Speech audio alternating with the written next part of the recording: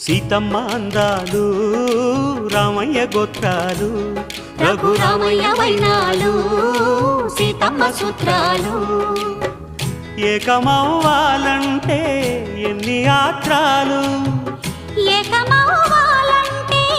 ఎన్ని యాత్రాలు ఏకమైన చోట వేద మంత్రాలు ఏకమైన చోట వేద మంత్రాలు సీతమ్మ అందాలు రామయ్య గోత్రాలు